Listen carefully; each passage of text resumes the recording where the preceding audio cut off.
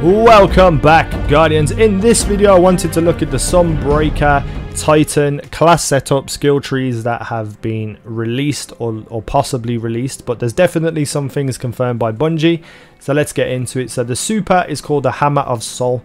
Summon a flaming hammer and wreak destruction down upon your enemies. I've seen footage of this. You can throw the hammer like 4, you can smack people in the face. It just looks ridiculously badass. I cannot wait to use this. Next we have the thermite grenade, which has, I believe, been renamed to the match grenade. I'm not entirely sure, but there's some kind of issue with that. But anyway, it's a grenade explosion that sends a line of fire towards your enemy. So it's going to do a very like straightforward attack, so you need to be careful where you're throwing this and where you're facing when it lands. Next we have the Sunstrike. Ignite your enemies with a heavy solar strike. And Firekeeper. Hammer of Soul lasts longer and you gain an overshield while standing near a sunspot. Now a sunspot is things that you can have activate through various different means in the setup, and it's basically just like a little light. Well, I assume it's basically going to be like a little light on the floor, which if you stand on or stand nearby you get buffs, or it may damage an enemy depending how you set up your class. So that's what a sunspot is. So there has been, that is the official ones, there has been a skill tree released by somebody. Whether or not it's true or not, there's definitely some interesting things, so don't take this to be fully true, and Bungie are subject to change anything they wish to before the Taken King releases. So for the Sunbreaker setup we have grenades. Fusion grenade, same as the Sunsinger Warlock, the one that sticks to people, sounds pretty beast. We have the match grenade or the thermite grenade, which sends burning line of fire towards them.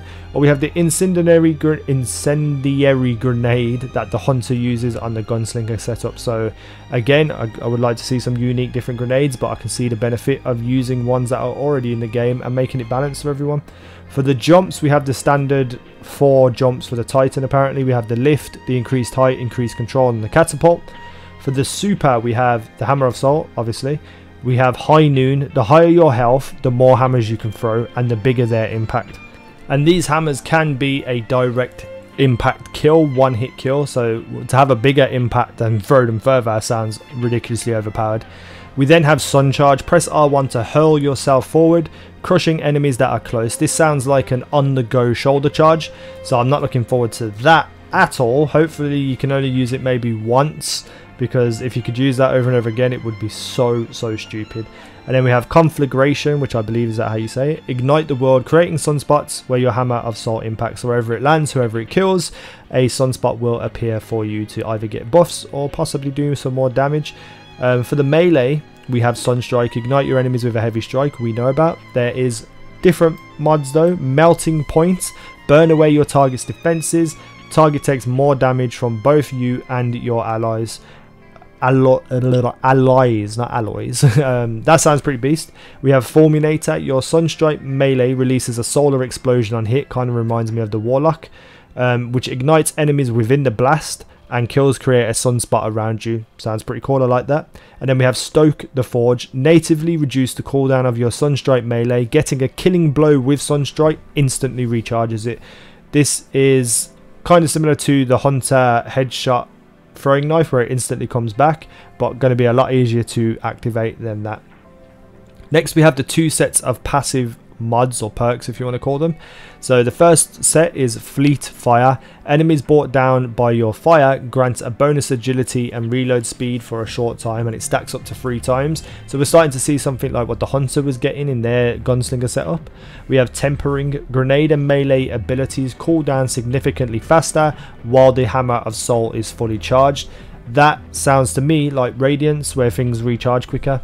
Reefed in Flames. Hammer of Soul lasts longer and you gain an overshield while standing near a sunspot. Sounds pretty beast. For the second set of passive perks we have Flame Seeker. Your Hammer of Soul will alter its flight path to seek out your enemies.